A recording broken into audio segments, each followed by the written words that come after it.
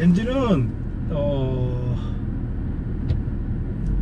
그래도 의외로 대배기량 V8 치고, 왜냐하면 이게 6300cc가 8기통이면 한 기통에 거의 780cc. 그렇죠, 거의 800cc에 육박하잖아요. 네. 그러면 피스톤 하나에 지금 최적이 어마어마하거든요. 네. 그러면 폭발 하나당 충격도 꽤 크단 말이에요. 그런 거 치고는 근데 뭐 그렇게 거칠거나 그러지는 않아요. 벤츠니까. 예, 그렇죠. 배기량이 큰 게 문제가 아니고, 가변 밸브 장치가 흡배기에 다 붙어 있는 게, 그러니까 단순하게 큰 배기량으로 출력을 내는 게 아니라 이 토크 밴드를 넓히려고 엄청 노력을 했어요. 그러다 보니까 엔진이 굉장히 매끄럽게 돌아가는 느낌이 있죠. 왜냐하면 이게 배기량이 크다는 거는 그만큼 피스톤도 크고 크랭크도 크고 다 크기 때문에 회전기가 무거워지는 단점이 있거든요. 네, 그거를 지금 VVT 같은 걸 이용해서 전 영역을, 왜냐하면 거꾸로 생각하면 이게 저회전 나쁠 수 있거든요. 너무 무거워서. 일반 기준에서는 사실 292 M3 같은 엔진, S85 엔진도 4000cc고 그 정도면 대배기량이라고 그렇죠. 얘기를 하잖아요. 그렇죠. 근데 그거 보면 지금 이 차는 그 배기량보다 1.5배가 높거든요. 그렇죠.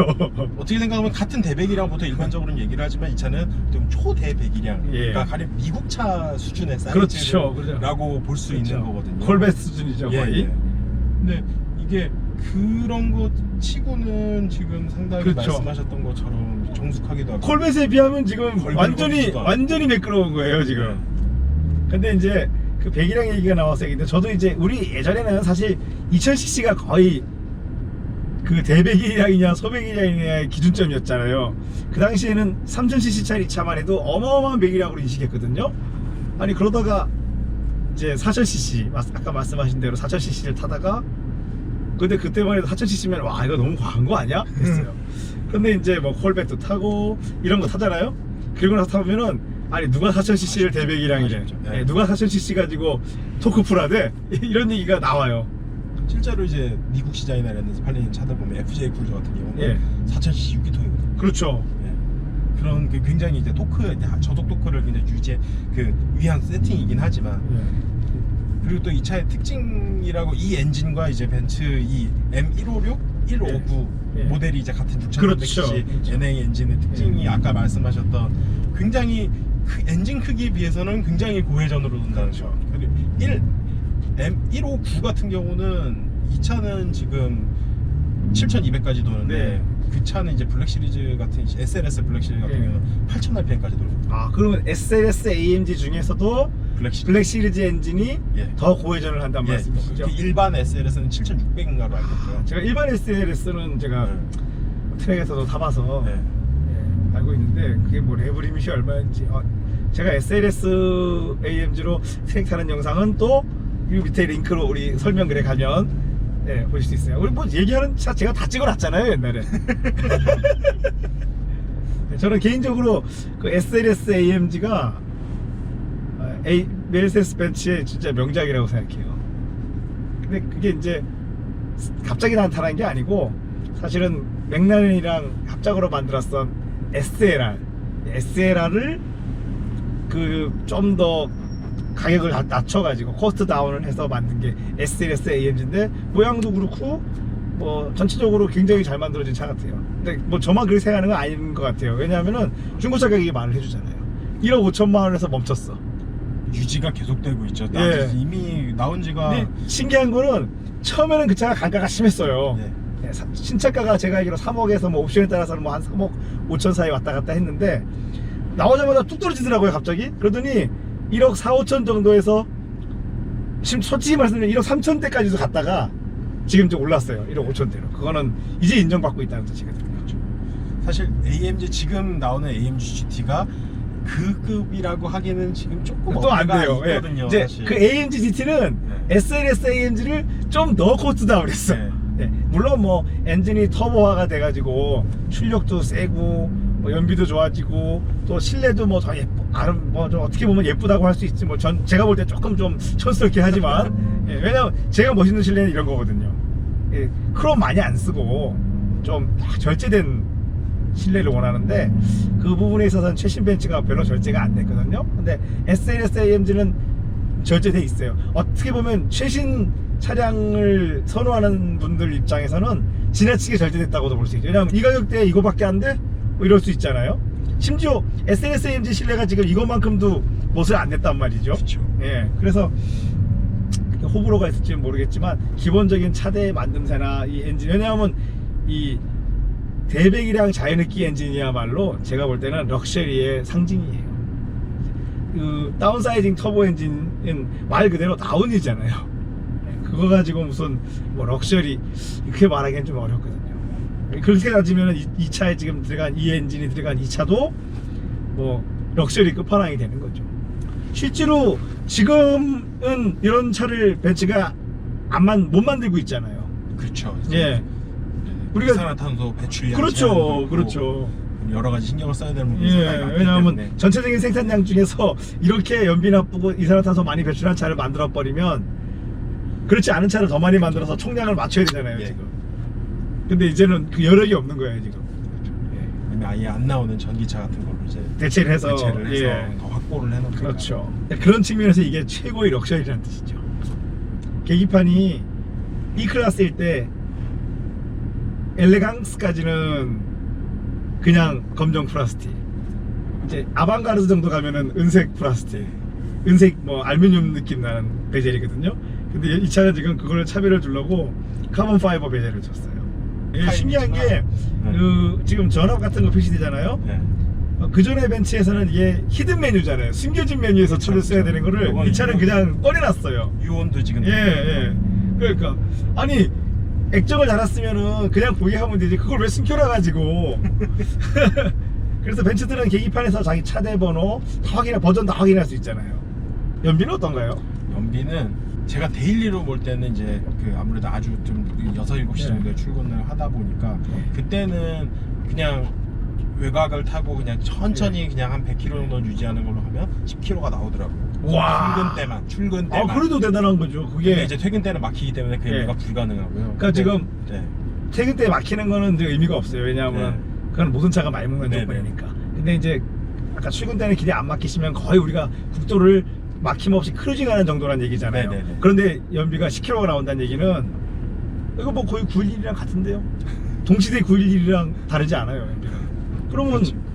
배기량, 그러니까 그게 이제 제가 왜 이걸 여쭤보냐면은 되게 배기량이 크면 기름을 많이 먹을 거라는 오해를 하거든요. 물론 배기량이 큰 차를 가지고 이렇게 서다 가다 하면은 아이들링에서 써버리는 양이 많아서 연비가 나빠지는 건 맞아요.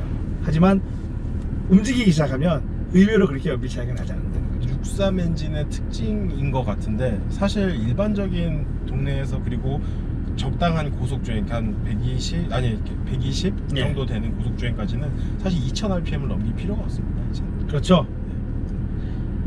지금 속도계는 200, 이게 마일이죠? 그 숫자 써 있는 건 마일이고 네. 중간에 써 있는 건 이제 전자로 뜨는 건 킬로미터. 제가 알기로 벤츠는 250에 보통 리밋이 걸려 있는데 네. 이 차도 걸려 있나요? 예, 이 차도 걸려 있고 예. 186마일에 걸려 있습니다. 그렇죠. 그거는 키로로 바꾸고 싶으면 딱 300입니다.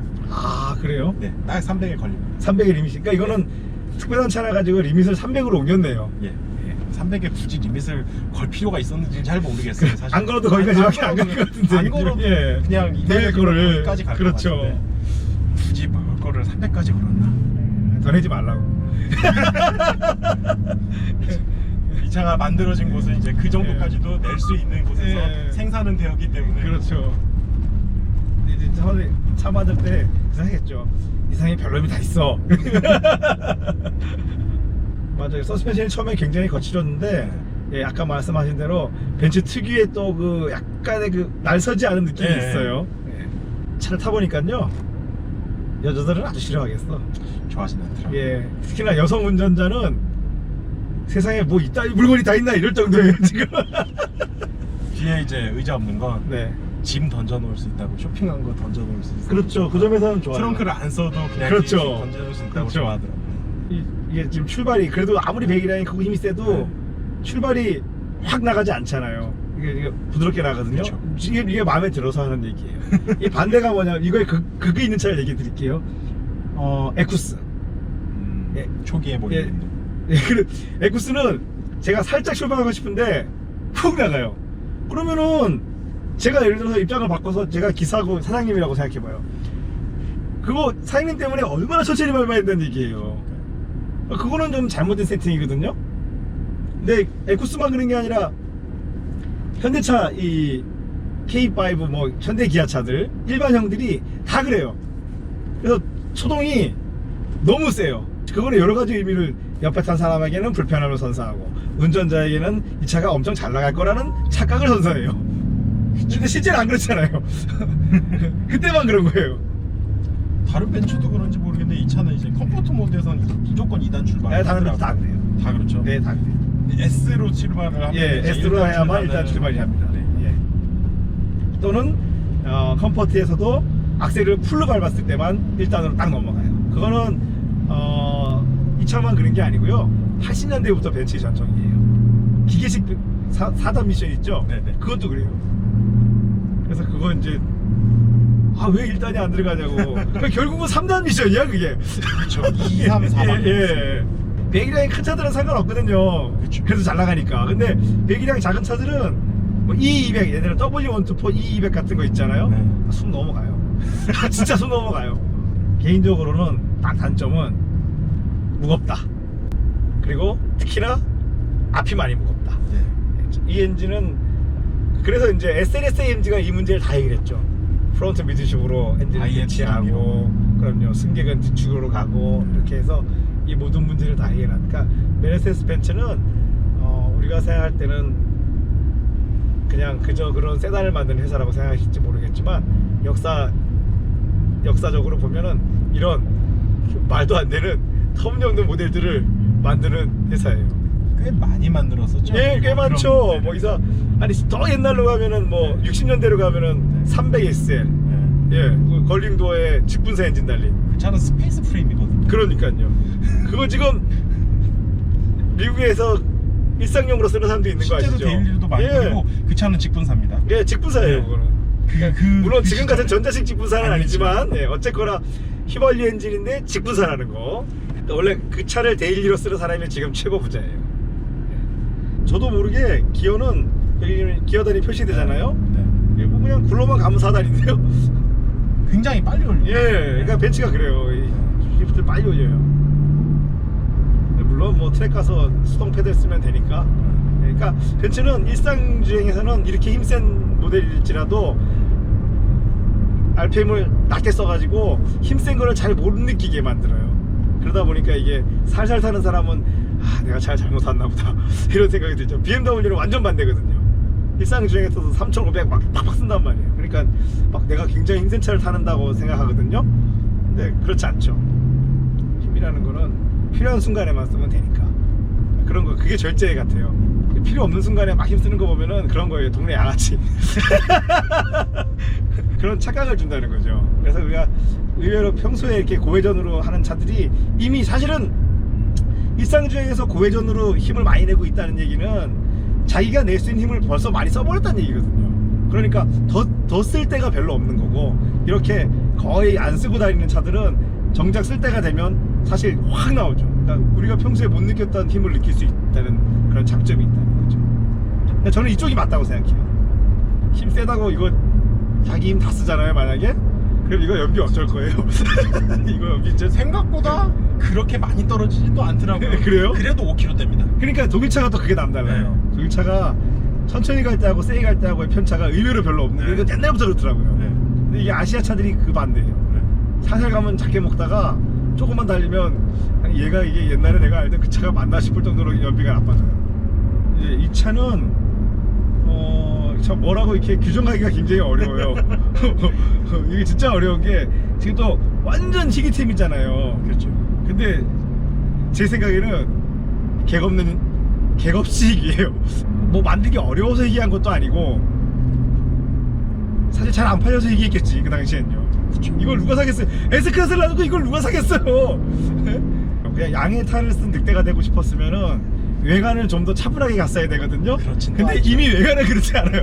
이미 외관은 거의 뭐 DTM에서 뛰어나왔어요 지금.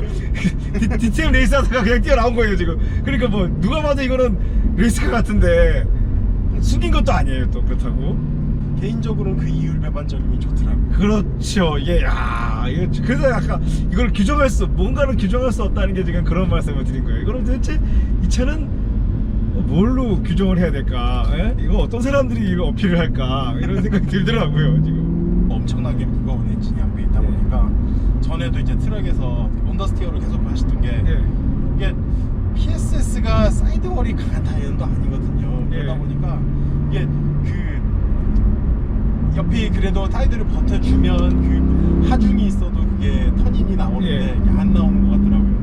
그래서 분명히 박동원 선수가 몰았을 때는 그때는 컵 앞에가 컵초였기 때문에 턴인이 나왔어요. 당연히 나오죠. 네. 일단은 그래 접지력 차이가 너무 나잖아요. 컵2는 접지력이 높고 PSS는 접지력이 너무 낮기 때문에 그럼 뭐 원더가 될 수밖에 없죠. 타이어 사이에 이 정도 접지력 차이가 많이 날 줄은 몰랐거든요. 이거 많이 나죠. 이거 지금 많이 나. PSS는 여러분이 오해하시는데 그렇게 접지력이 높지 않아요. 보세요. PSS는 PS4보다도 낮잖아요. 그렇죠. PS4S도 있잖아요. 네. 그런데 이건 이제 컵이잖아요. 컵2잖아요. 그냥 4단계예요. 4단계 지금 차이가. 근데 그래도 아무리 무거운 엔진이 앞에 있어도 또 FR은 FR이에요. FF 같은 그런 뭐 노즈 다이브나 그런 턱을 넘을 때 FF 특유의 그 앞부분에 확 찍히는 느낌이 있거든요. 그건 없어요. 그래도 이게 뒤를 적당히 무게변부를 주려고 배터리도 옮기고 뭐 많이 노력을 해가지고 그래도 FR은 FR이에요. 그러니까 이 FR이 사실은 이 공공도로에서 고속 크루징 하기가 제일 좋아요. 두려움도 없고. 생각보다 MR은 피곤할 때가 있죠. 그렇죠. 그러니까 MR이 사실 MR 솔직히 말씀드릴게요. 저는 MR이 좋긴 좋아요. 그러니까 MR이 공도에서조차도 MR이 좋다라고 말을 할 수 있을 정도면 그거는 여기서 여기서 중요한 것도 이거예요. 사실 자기는 안 편한데 이거 왠지 편하다고 말을 해야 고수가 될 것 같아. 그래서 그렇게 말을 하지 마시고 정말 난 이 차가 진짜 길에서도 제일 좋은 것 같아라고 딱 느껴지시면 그게 진짜 운 좋은 만렙은 맞는데 사실은 그래도 FR이 편해요. FR이 사륜구동 안 해도 돼요. 또 자꾸 왜 사륜구동을 또 좀 많이 선호하잖아요. 벤츠들 보면은 사륜구동을 전략적으로 밀거든요. 근데 그거보다는 저는 그냥 FR이 좋아요. 얼마나 편해요. 불편한 게 있다면 과속 단속 스티커랑 친해져야 돼. 무감각해져야 돼 그거에. 서스펜션이 절묘하네요. 단단한 듯 단단하지 않은 듯. 처음에 냉간시에 이제 출발할 때는 좀 많이 진짜 딱딱한데 그렇죠. 이게 타니까 좀 부드러워져요. 그거 제 생각할 때는 차가 부드러워진 게 아닌 것 같아요. 사람이 적응하는 것 같아요.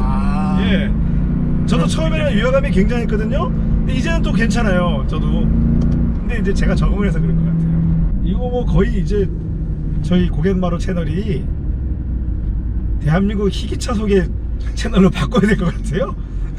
레어마루로 바꿀까 내가 이거? 왜냐면 저희 채널에서는 이렇게 희귀한 차를 너무 쉽게 만나거든요. 그러니까 일반적으로 거꾸로 말씀드리면은 우리 최신차에 제일 많이 팔리는 차를 만나기가 더 힘들어요. 제 개인사도 그래요. 제 개인적으로도 저는 제일 궁금한 게 요즘 G80이 나왔다는데 이거 어디 한번 타볼 데 없나? 이런데 뭐 없어 제 주변에는요. 그런데 뭐 이런 차 쫙 나타나서 한번 제 차 한번 타보시죠. 이게 뭔 상황이지? 이런 거를 통해서 차에 대한 생각을 또 많이 하게 되거든요. 왜냐하면 W203이 어디가 약했었는지. 왜냐하면 203 탈 때 이게 바디가 요 부분이 나도 불만인데 이런 게 있었는데 이 차에서 해결이 됐단 말이죠. 그러면 저도 이 차 보고 이것처럼 보강해야 되나요? 근데 장제를 다 털어내고 디스트를 일단 먼저 털어내야 돼요. 보통 바베큐라고 하는 과정을 통해서. 그러면 이거 세단이야 뭐야 이게? 지금 이 차가 그거예요 지금. 이게 세단이야 뭐야? 그렇죠. 약하더라도 거기서 그때는 그렇게 만들어진 이유가 제조사가 분명히 그렇게 만든 이유가 있다. 그렇게 생각하세요? 저는 그거를 다르게 생각해요. 그 시절에는 그렇게밖에 못 만들었다. 그럴 수도 있죠. 그게 이제 같은 맥락이죠. 그 말씀하신 맥락인데 그거를 저는 어떻게 생각하냐면 그 시절의 기술력으로 할 수 있는, 그러니까 그 시절의 기술력으로 그 비용으로 할 수 있는 데가 거기까지였죠. 정확히 말하면 그 비용이란 얘기가 항상 꼭 들어가는 것 그럼요. 같아요. 왜요? 그래서 그 비용을 무시했더니까 이런 게 나왔어. 그죠? 비용을 무시하니까 보강을 자기 하고 싶은데 다 했잖아요 지금 엔지니어가. 그 이후에 나온 204 점점 신형들이 되면서 비용을 무시하지 않고도 또 해냈다는 거죠. 한번 하체를 한번 떠볼까요? 예. 이거 봐 이거 시프트를 봐. 좀 불편하잖아 이거. 이게 LSD가 있나요? LSD 있죠. 순정 LSD. 순정 LSD가 락 비율이 굉장히 높은 것 같아요. 왜냐하면 약간 미세한 턴을 줘도 턱턱 소리가 나요 지금 LSD에서.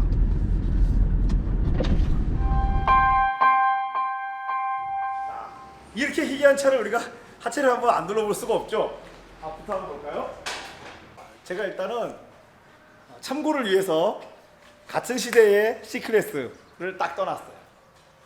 왜냐하면 이게 C클래스 베이스니까요. 차를 한번 볼까요? 일단은 예, 앞쪽 서브 프레임은 똑같아요. 그런데 로어암이 이 텐션 로드는 같고 이 로어암이 재질이 달라요.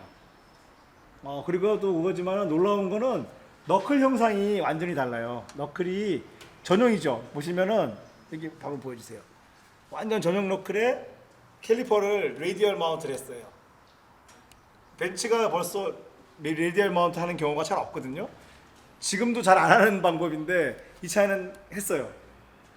그리고 그냥 보시기에는 그냥 뭐 똑같은 스트럿인데 뭐 크게 다르냐 생각할지 모르겠는데 로어암이 이 너클 형상을 굉장히 아래로 내려서 로어암하고 이 타이로드가 회전 중심으로부터 굉장히 밑으로 내려와 있죠. 그러면서 둘이 또 평행을 이뤘어요. 범프 스티어가 거의 없게 하려고 만든 거죠. 그러니까 이 차는 그래서 19인치 휠밖에 못 써요. 그러니까 큰 휠을 쓸 때는 적어도 이런 이유가 있어야 된다는 거죠.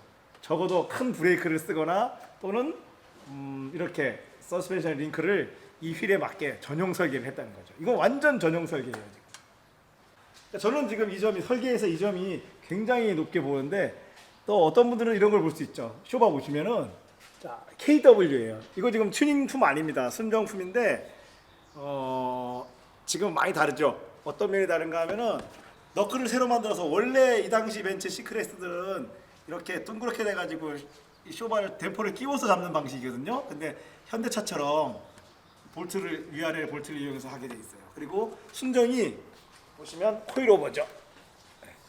코일오버. 그러니까 이렇게 딱딱하죠. 그다음에 뭐 벤츠 아닐까봐 누유는 지금 제법 있습니다. 엔진 오일이네요. 일반 자동 변속기. 보시면은 여기 지금 미션 마운트가 있고요. 다 교환됐어요. 이게 드라이브 샤프트. 플렉스블 디스크도 토크가 세니까 플렉스블 디스크도 굉장히 커요 지금.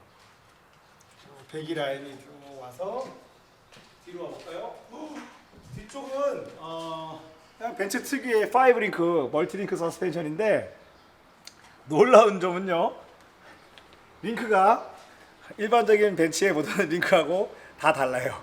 그냥 이 차, 그러니까 구조는 같은데 링크 하나하나는 전부 전용 부품이에요. 이게 말이 되나요? 이런 차가 있나요, 세상에? 어느 하나도 지금 없어요. 지금 이거 뭐. 근데 이게 지금 대량 생산한 차가 아니다 보니까 알루미늄 재질 같은 거는 못 쓰고 전부 철제를 가지고 용접해서 만들었어요. 그리고 원래 벤츠는 여기 이제 로어암에 여기하고 스프링이 여기 들어가고 댐퍼하고 스프링이 분리형이거든요. 그런데 이 차는 뒤에도 코일오버예요. 게다가 리저버까지 따로 달렸죠. 네, 보시면은 여기 캠버 조절 장치, 토어 조절 장치가 있죠.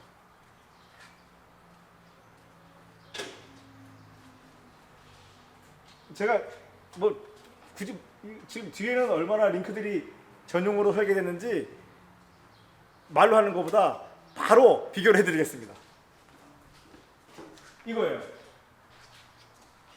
이게 일반형이에요. 보시면 링크도 근데 이제 뭐 다 장단점은 있어요. 이거는 링크가 약하긴 하지만 적재적소에 경량으로 만들었죠. 그만큼 차이가 나요. 그러니까 저 차는 뒤를 튼튼하게 만들려다 보니까 링크를 완전히 다 새로 만들었어요. 그러니까 무엇보다 놀라운 거는 저기 디퍼런셜에 이거 보이시나요? 짜잔. 지금 따로 다른 거 아니에요. 순정인데 디프 오일 쿨러가 달려 있어요. 여기서 오일을 뽑아서 쿨러가 여기 있습니다. 어우, 이거 만져보니까 지금 센 주행 안 했거든요. 제법 온도가 있어요. 내구성 고장 나면 안 되잖아요. 디퍼런셜이 이게 지금 오일 용량이 크지 않거든요. 그러다 보니까 아무래도 디프가 고장 날 수 있기 때문에 디프 오일을 냉각을 시키는데 굉장히 심혈을 기울였어요. 이런 차는 제가 순정차에서는 본 적이 없네요. 바디는 아래쪽에서는 큰 보강이 이루어져 있지 않아요. 오히려 실내 아까 뒷좌석에 사람이 탈 수 없잖아요. 그 부분에 보강이 집중적으로 이루어져 있어요. 이제 앞부분도 한번 우리가 일반적인 W203이랑 한번 비교해 볼까요? 여기 링크는 이거 이제 알루미늄으로 만들어졌죠. 그리고 아시다시피 지금 많이 내려왔죠. 그런데 일반적인 W203은 이 클래스는 이렇게 돼 있어요. 자, 굉장히 위로 올라. 이거 16인치 휠입니다. 굉장히 올라가 있죠. 심지어 보세요. 얼마나 많이 올라가 있냐면은 이 텐션 로드 같은 경우는 빠지지도 않을 정도예요. 쇼바에 닿아서. 근데 아까 저 차는 오히려 정비는 지금 저 차가 더 쉬워요. 그렇게 따지면은. 이렇게 같은 설계인데 그 세부적인 부품들을 새로 설계해서 아주 특별한 차를 만들어낸 CLK 63AMG입니다.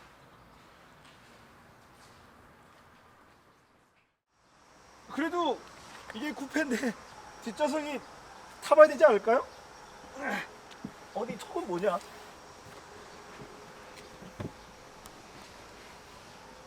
못 타요?